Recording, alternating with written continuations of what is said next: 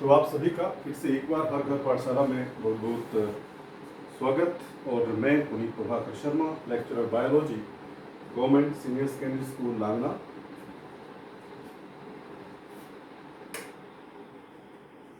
तो आज हम जो नेक्स्ट सेशन पे हमने लास्ट टाइम पे पढ़ा था, and that was the simple epithelial tissues, उसके बारे में हमने बात की थी और आपको बताया था कि जितने भी सिंगल लेयर्ड टिश्यूज होंगे दे will be studied under simple epithelial tissues.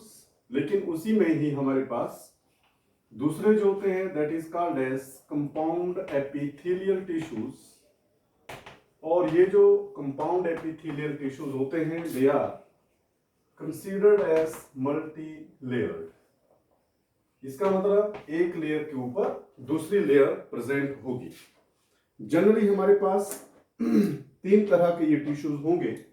जो कंपाउंड एपिथेलियल टिश्यूज है इनको हम स्ट्रेटिफाइड एपिथेलियल टिश्यूज भी बोलते हैं। स्ट्रेटिफाइड क्योंकि अगर आप इसको देखेंगे सो एक तो वो मल्टी स्टोरीड होंगे, जैसे कि इसके ऊपर देखिए आप यहाँ पर बेसमेंट मेम्ब्रेन, जो कि एक लगभग कैरेक्टरिस्टिक्स रहता है एपिथेलियल टिश्यूज का। तो यहाँ पर जो नीचे वाले सेल्स हैं वो इस तरह से हो सकते हैं, they may be like this one, वो किसी भी तरह के हो सकते हैं।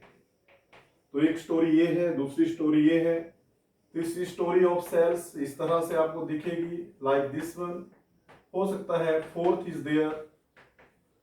और इस तरह से जो टॉप मोस्ट लेयर होगी वो आधारित करेगा, वो अगर आपके पास अगर वो मान लीजिए क्यूबॉइडल शेप्ड है तो जो कंपाउंड एपिथेलियल होगा that will be known as cuboidal compound epithelial tissues.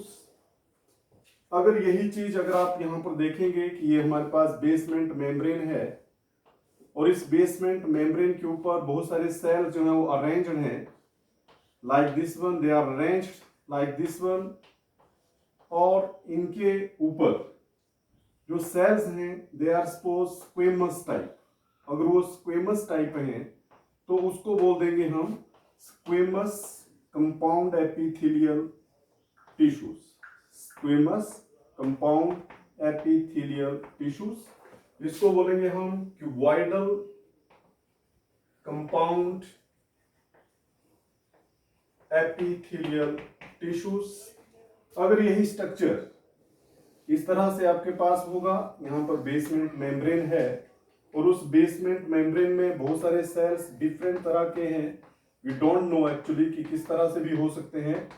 लेकिन अगर वो ऊपर वाले सेल्स कोल्यूमिनर टाइप हो गए, अगर वो कोलमनर टाइप हो गए तो नेचुरली जो कंपाउंड एपिथेलियल टिश्यू होगा that will be called as columnar, उसको हम बोलेंगे कोलमनर कंपाउंड एपिथेलियल टिश्यूज।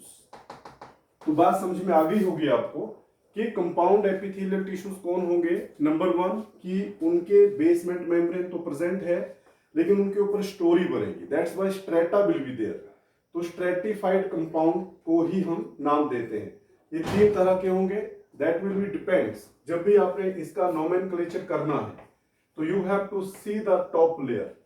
तो कंपाउंड जो एपिथेलियल टिश्यू होता है वो जो टॉप लेयर है वो डिसाइड करता है कि वो किस तरह का होगा। अगर वो स्क्वेमस है तो स्क्वेमस कंपाउंड एपिथेलियल टिश्यूज, अगर वो क्यूबॉइडल है तो फिर क्यूबॉइडल एपिथेलियल टिश्यूज, और अगर वो कोलमनर है तो फिर कोलमनर एपिथेलियल टिश्यूज। तो जहां तक हमारे पास नंबर वन आपने याद रखना है squamous epithelial tissues, B is cuboidal compound epithelial tissues and C is the columnar compound epithelial tissues।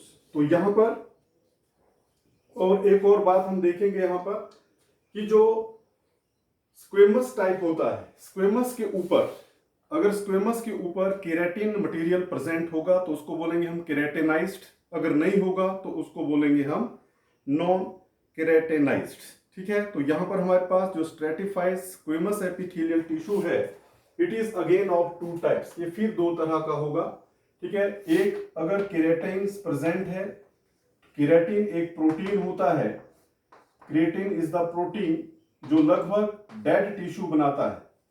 तो डेड टिश्यू जो बनता है स्किन के ऊपर, बहुत सारी जगह आप इसको देख सकते हैं, तो उसको बोलेंगे हम keratinised squamous compound epithelium tissues.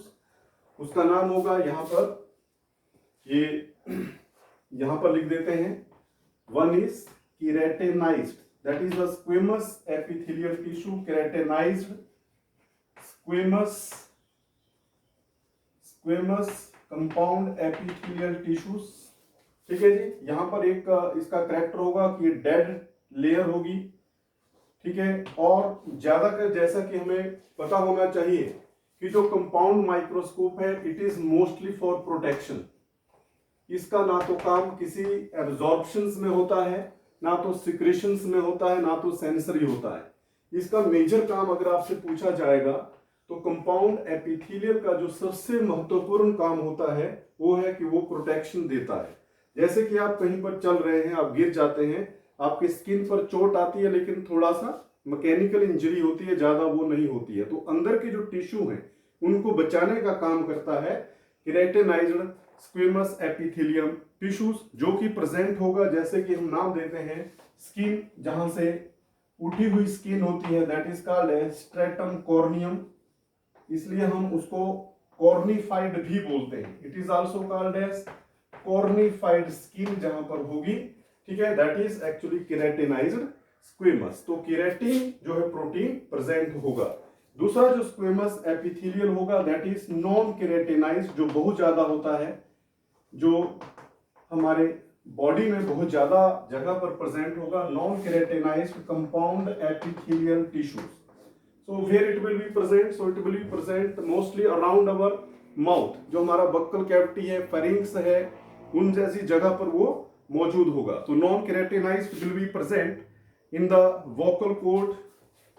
कहां कहां पर प्रेजेंट होगा लिख दीजिएगा यहां पर, वोकल कॉर्ड में होगा, अराउंड द फेरिंक्स होगा, अराउंड द माउथ कैविटीज, जितना भी हमारा माउथ कैविटी है वहां पर ये प्रेजेंट होगा। It will be present in the cervix, that is the female reproductive part जो होता है वहां पर आपको देखने को मिलता है, cervix के अंदर। अराउंड दी वेजाइना, वहां पर भी आपको ये देखने को मिलता है।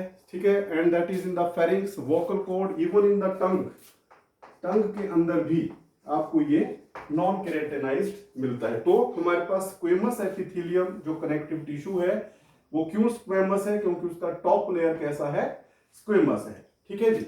लेकिन कई बार इसके ऊपर जैसे यहाँ पर केराटिन लगा होता है, ठीक है, तो केराटिन लगने की वजह से ये डेड हो जाता है।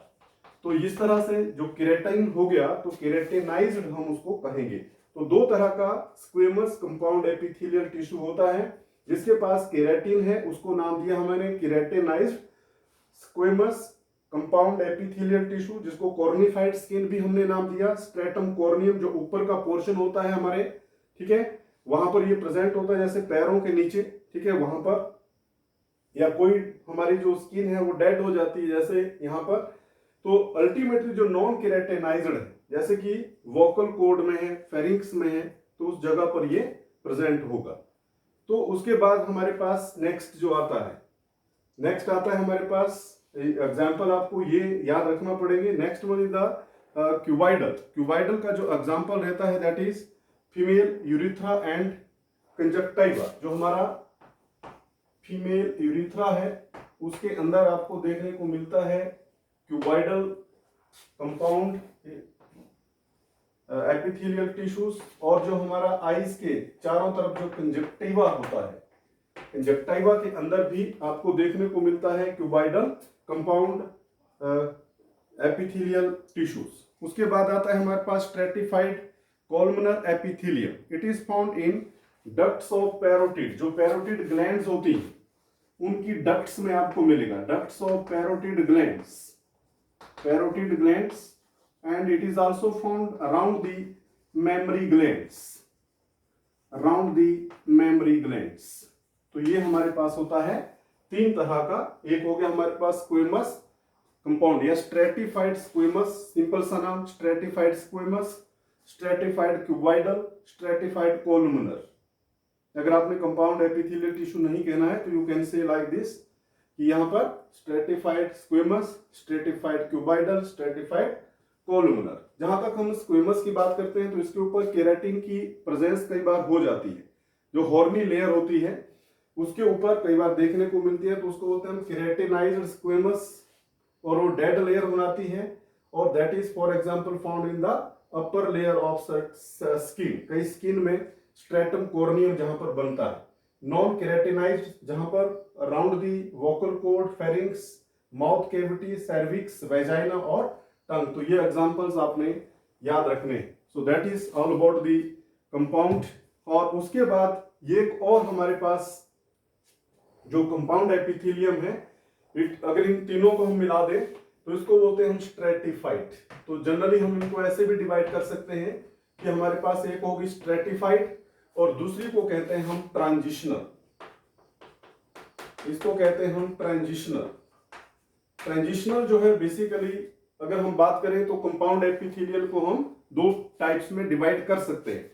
पहला हमारे पास होगा स्ट्रेटिफाइड, जिसके तीन हिस्से स्क्वेमस, क्यूबाइडल और कोलुमनर। कहां कहां पर प्रेजेंट है इसके लिए आपको याद रखना पड़ेगा ये सारे एग्जाम्पल। और दूसरा जो होता है वो ट्रांजिशनल है। नाम से पता लग रहा है कि वो ट्रांजिट स्टेट में रहता है, और सबसे बड़ी बात कि वो यूट्रस के चारों तरफ रहता है, इसलिए इसको हम यूरोथीलियम भी बोल देते हैं। It is also called as urothelium. तो आपने याद रखना है कि why transitional compound epithelial layer is also known as urothelium. The reason is that because it is found around the urinary, खासकर जैसे कि यूरिनरी ब्लैडर में ही होगा।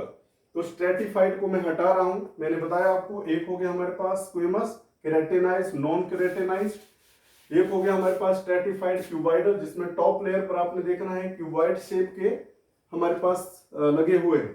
यहाँ पर कॉलमनर है तो ये बन गया स्ट्रेटिफाइड कॉलमनर। तो ये तीन तरह के हमने याद किए हैं, ठीक है, पढ़े हैं हमने squamous, cuboidal and columnar type. तो उनके example. And the last one stratified और ट्रांजिशनल में हमारे पास आता है दूसरा ट्रांजिशनल। और ट्रांजिशनल में क्या होता है कि जैसे अगर हम बात करें यहाँ पर it is pose urinary bladder, तो इस यूरिनरी ब्लैडर्स के अंदर क्या होगा कि ये जो ट्रांजिशनल कंपाउंड एपिथेलियल टिश्यू होता है ये हमारे पास देखने को मिलता है ड्यूरिंग द स्ट्रेस पीरियड। इसी तरह का स्ट्रेस होगा या जिन ऑर्गन्स में डिस्टेंसिबल होना है, जिनको घटना या बढ़ना है, उन टिश्यूज के अंदर जनरली हमें ट्रांजिशनल टाइप का कंपाउंड एपिथेलियल टिश्यू देखने को मिलता है। तो डिस्टेंसिबल का मतलब होता है कि size can be increase and decrease. Size increase भी हो सकता है और डिक्रीज भी हो सकता है। इसलिए आपने याद रखना है कि जो साइज है वो कभी इंक्रीज होगा कभी डिक्रीज होगा। उसकी वजह से जैसे कि हम एग्जांपल यहां पर आपको बता रहे हैं that is of the urinary bladder. तो बेटा यूरिनरी ब्लैडर में क्या होता है कि जैसे जैसे यूरिन का फॉर्मेशन होता रहता है, यूरिन बढ़ता रहता है, ये बढ़ता रहेगा। जैसे जैसे ये बढ़ना शुरू करेगा तो नेचुरली जो सेल्स हैं वो डिस्टेंसिबल होंगे, छोटे होंगे। जब ये मान लीजिए यूरिन बहुत कम अगर यूरिनरी ब्लैडर में है तो आप देखेंगे कि यहाँ की जो लेयर है वो आपको मल्टी लेयर दिखेगी, बहुत ज्यादा आपको लेयर जो है आगे की तरफ कोई दिखेगी। वहीं पर हम मान लेते हैं कि ये भरना शुरू हो गया तो आप देखेंगे कि यहीं पर ये लेयर जो है छोटी हो जाएगी। तो ये होता है कि इसका मतलब हुआ कि यहाँ पर ये नॉन स्ट्रेच हो रहा है। तो नॉन स्ट्रेच कंडीशंस पर जो हमारे पास एपिथेलियल लेयर है वो नॉन स्ट्रेच है, ठीक है, लेकिन यहाँ पर वो स्ट्रेच कर रही है। स्ट्रेच कब कर रही है? जब वहां पर स्ट्रेस पड़ रहा है। तो यहां पर हम देख सकते हैं कि ट्रांजिशनल का मतलब होता है कि जब कंडीशनली ये चीज होती है, एक्चुअली कंडीशनली होगी, स्ट्रेस के दौरान होगी। वैसे तो ये लेयर बढ़ी हुई नजर आ रही है, देखिए यहाँ पर। और जब ये टेंशन में है क्योंकि यूरिनरी जो है बढ़ रहा है, जैसे कई बार यूरिनरी जो फंक्शन है वो ज्यादा होता है, यूरिन ज्यादा बन जाता है and we are not capable to urinate. Sometimes the situation is like that, we are traveling somewhere. तो उस वक्त की सिचुएशन को देखिए, उस वक्त क्या होगा कि जो सेल्स है, ठीक है, वो यहाँ पर पीछे को हटना शुरू होंगे ताकि और ज्यादा यूरिन जो है इसके अंदर आना शुरू हो जाए। तो ये होता है ट्रांजिशनल कंपाउंड एपिथेलियल टिश्यूज, और इसको हम बोल देते हैं यूरोथीलियम भी बोल देते हैं। The reason you know that because it is found around the cells of cells of urinary bladder और अराउंड द यूट्रस के बहुत सारे सेल्स, ठीक है। यूट्रस को भी डिस्टेंसिबल करना पड़ता है, ठीक है। और रीनल पेल्विस, खासकर रीनल पेल्विस जो आप पढ़ेंगे इन किडनी में, तो वहां पर भी आप देखेंगे कि जो सेल्स होते हैं दे आर ट्रांजिशनल। तो इस तरह से हमारे पास कंपाउंड एपिथेलियल भी जनरली दो तरह के होंगे। जो स्टोरी डिवाइड है उनको बोलता है हमने स्ट्रेटिफाइड, जो तीन तरह के आपको पता है, स्क्वेमस फिर दो तरह के हैं, केराटिनाइज्ड और नॉन केराटिनाइज्ड, फिर क्यूबॉइडल है। हमने कैसे स्ट्रेटिफाइड कंपाउंड एपिथेलियल टिश्यू को कैसे क्लासिफाई किया वो मैंने आपको बताया कि नीचे के सेल्स आपने नहीं देखने, आपने नीचे के सेल्स नहीं देखने हैं, केवल ऊपर के सेल्स देखने, जैसी शेप होगी वैसे वो होंगे। एक और बहुत बड़ा कंसेप्ट मैं यहाँ पर आपको बता देना चाहता हूं कि जो यहाँ पर ट्रांजिशनल टिश्यू होता है इसके अंदर बेसमेंट मेम्ब्रेन अब्सेंट होती है। ये आपको क्वेश्चन पूछा जा सकता है कि ऐसा कौन सा एपिथेलियल टिश्यू होता है जिसमें बेसमेंट मेम्ब्रेन नहीं होती। तो आपने यहाँ पर क्रॉस लगा देना है कि जो ट्रांजिशनल कंपाउंड एपिथेलियल टिश्यू है उसके अंदर बेसमेंट मेम्ब्रेन प्रेजेंट नहीं होती है, ठीक है। तो that is all about the epithelium. हमने दो तरह से पढ़ा, सिंगल लेयर को बोला हमने सिंपल एपिथेलियल, वो 5 तरह के आपको बताए, squamous, cuboidal, columnar, ciliated columnar, ciliated cuboidal, और फिर हमने कंपाउंड एपिथेलियम आपको बताया जो दो तरह के होते हैं, स्ट्रेटिफाइड और ट्रांजिशनल। स्ट्रेटिफाइड में फिर 3 तरह के वो जो होते हैं, दैट इज स्क्वेमस, या उनको हम स्ट्रेटिफाइड बोल देते हैं। तो स्ट्रेटम से हम वर्ड यूज करते हैं, stratum squamous, stratum columnar, stratum cuboidal, और उसके बाद ये transitional. So after that we will go to the special type of the epithelial tissues and that is called as the glandular cells। तो वहां पर हम पढ़ेंगे कि what are the different type of glandular epithelium। so that is a special type of epithelium, special type of epithelial tissue, special type of epithelial tissue। और यहां पर हम देखेंगे कि जो special type of epithelial tissue है that is actually called as glandular epithelial tissue. तो glandular epithelial tissue हमारे पास यहाँ पर होगा। तो डिपेंडिंग अपॉन द सिक्रीशंस हमारे पास जो है, या डिपेंडिंग अपॉन द स्ट्रक्चर, बहुत सारे हमारे पास ग्लैंडुलर एपिथेलियल सेल्स मौजूद होते हैं, ठीक है। उनमें से जो है जनरली जो मॉडिफिकेशंस होती है that is of the columnar type और क्यूबॉइडल टाइप। यही जो टिश्यू होते हैं सिंपल टाइप वही मॉडिफाइड हो जाते हैं, या तो कॉलमनर टाइप के होंगे या तो क्यूबॉइडल टाइप के जो टिश्यू होंगे वही एक्चुअल में सिक्रीशंस करते हैं। कई बार ऐसे होते हैं हमारे पास कि there are having a single cell, एक सिंगल सेल का बना हुआ सिक्रीशंस होता है, लाइक दिस वन। जगह जगह पर आप देखेंगे कि वो सिंगल सेल है, ठीक है। जैसे कि हम पढ़ते हैं इन गैस्ट्रिक जो हमारा ट्रैक्ट होता है उसके अंदर हमारे पास ये सेल्स हैं और जो उसको सपोर्टिंग कर रहे हैं हम बीच बीच में हैं, लेकिन जो सेल है वो ये है 1 2 3, ये मैं आपको बता रहा हूँ। These are a unicellular gland. तो क्योंकि सिंगल सेल की बनी है तो यूनिसेलुलर ग्लैंड का ये एग्जांपल होगा हमारे पास। एंड एग्जांपल यहाँ पर आपने लिखना है गॉबलेट, और इसी को कहा जाता है म्यूकस सेल क्योंकि ये प्रोड्यूस करता है म्यूकस, ठीक है। तो goblet cell is the example of unicellular glands. और एक होता है हमारे पास which is made up of number of cells, जो नंबर ऑफ सेल्स से बना होता है, इसका मतलब वो मल्टी सेलुलर, और इसलिए उसका नाम हो जाएगा multi cellular glands. That will be called as multi cellular glands. तो मल्टी सेलुलर ग्लैंड्स जो है उसका जो एग्जांपल रहेगा हमारे पास, so that is cluster of the cells and that is for example salivary glands। तो ये दोनों ही एग्जाम्पल आपको एनसीईआरटी में दिए गए हैं, तो दोनों को आपने याद रखने हैं कि give one example of unicellular gland that is the goblet and multicellular gland मतलब जो बड़े सारे सेल्स के बने होते हैं। लाइक दिस वन, सपोज यहाँ से सिक्रीशंस होगी तो यहाँ पर वो ग्रुप ऑफ सेल्स ऐसे मौजूद होंगे। ये ग्रुप ऑफ सेल्स हैं जहां से सिक्रीशन जो है वो देखी जाएगी। So like this one, these are known as cluster of cells, cluster of cells.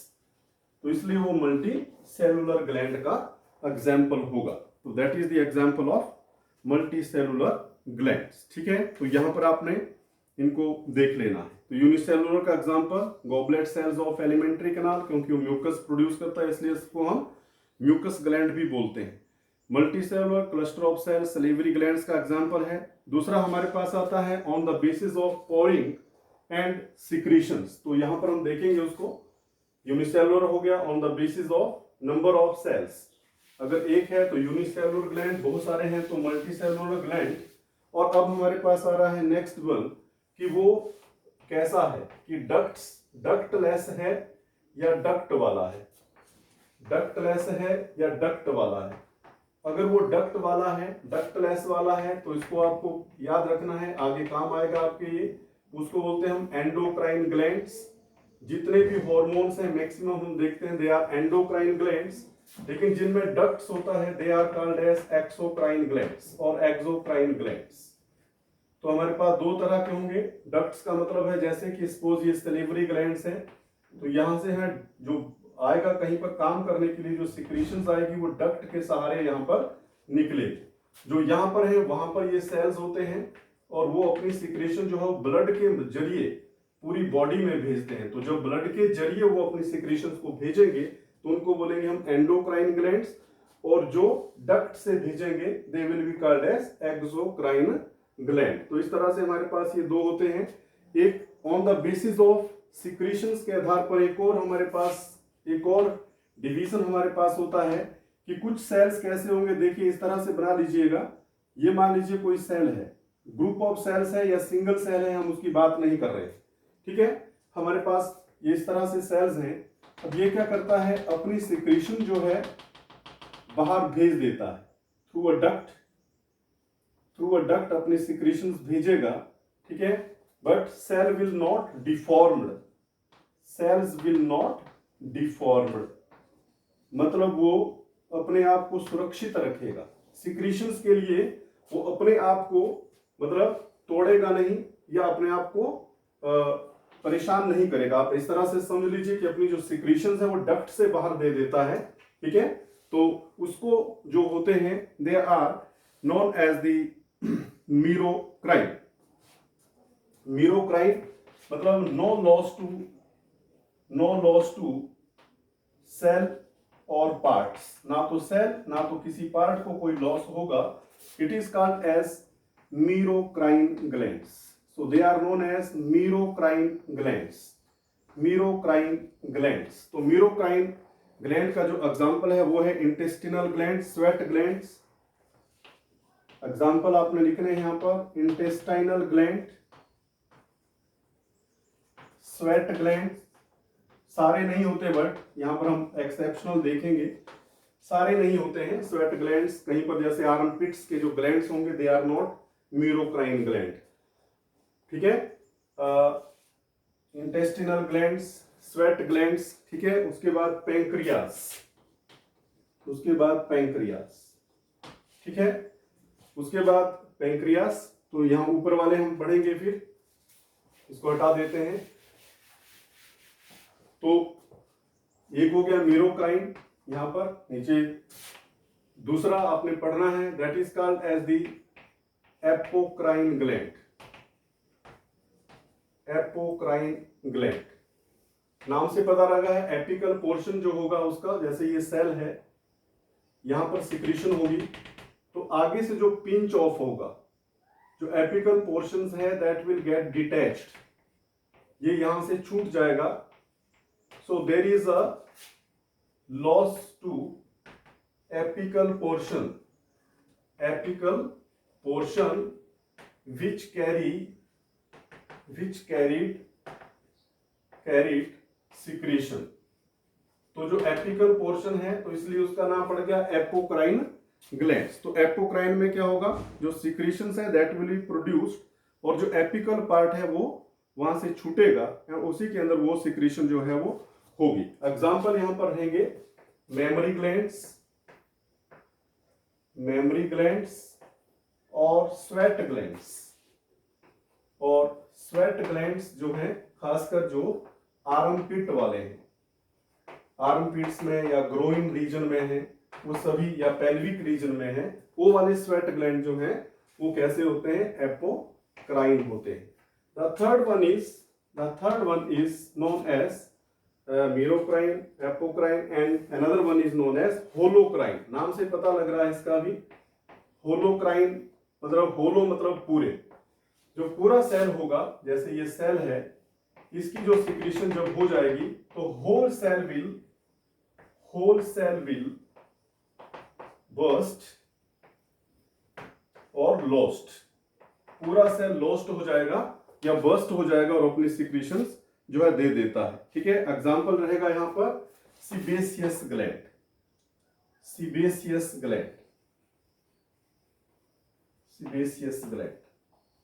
तो दैट इज ऑयल ग्लैंड, जो ऑयल प्रोड्यूस करता है हमारे पास बॉडी में, स्किनी जो हमारी स्किन होती है, सीबेसियस ग्लैंड। तो हमारे पास ये 3 तरह के सिक्रीशन के आधार पर होता है, जिसमें कि सेल जो है विल नॉट डिफॉर्म्ड, मतलब नो लॉस टू सेल और पार्ट्स, उसको कहेंगे हम मीरोक्राइन। एग्जांपल इंटेस्टिनल ग्लैंड्स और स्वेट ग्लैंड्स और पैंक्रियास जो होता है। दूसरा होता है हमारे पास apocrine glands, that is the loss to apical portion, जो अगला भाग है केवल वो टूटेगा और उस टूटे हुए जो एपिकल पोर्शन है उसमें वो सिक्रीशन जो है वो सिक्रीट होती है। मेमोरी ग्लैंड्स एग्जांपल रहेगा, स्वेट ग्लैंड्स खासकर जो आर्मपिट्स और ग्रोइंग रीजन में या पेल्विक रीजन में जो रहता है उसके अंदर। होलोक्राइन जिसमें पूरा सेल जो है वो लॉस्ट हो जाता है, और जैसे कि एग्जांपल रहेगा sebaceous gland। So there are 3 type of the glands, one is known as merocrine, apocrine and holocrine। So these are types of glands। तो ये भी हमारे पास सिलेबस में है, तो वो भी आपने पढ़ लेना है। उसके बाद नेक्स्ट हमारे पास आएगा एक और स्पेशल तरह का एपिथेलियल टिश्यूज, उसकी बात करेंगे हम, that is called as pseudostratified epithelium. What is pseudostratified epithelial tissues?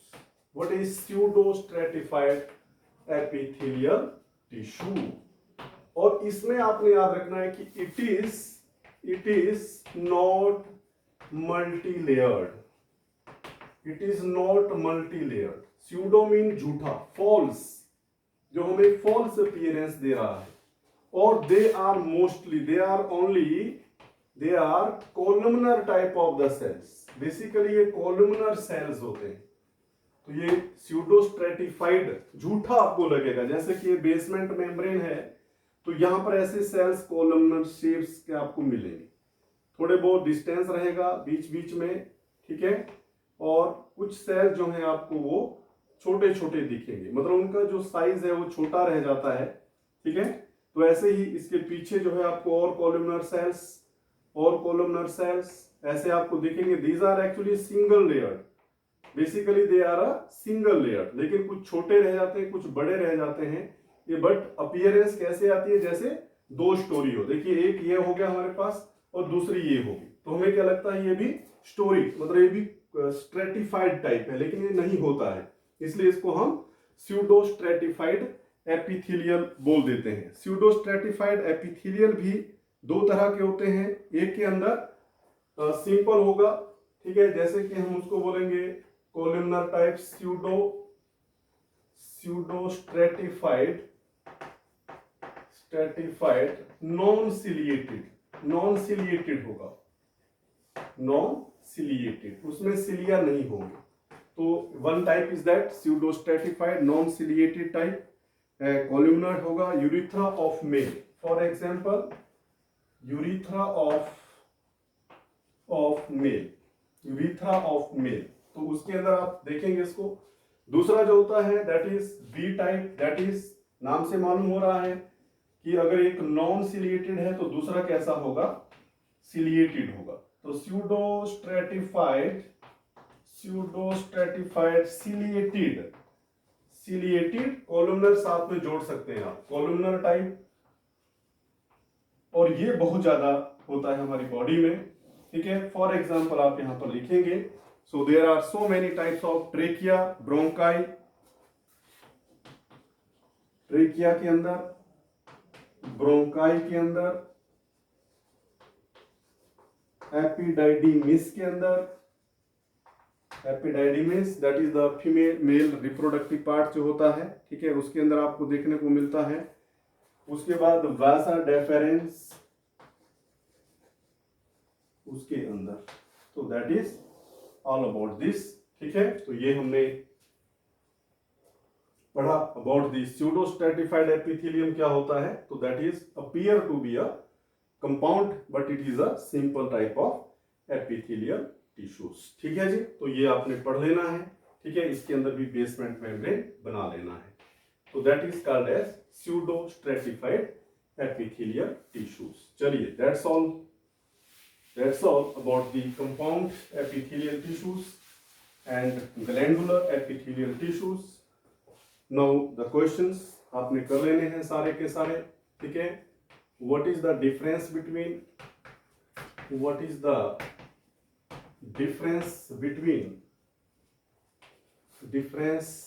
between simple and compound epithelial tissues? Second आपने पढ़ लेना है, what are transitional and pseudostratified epithelial tissues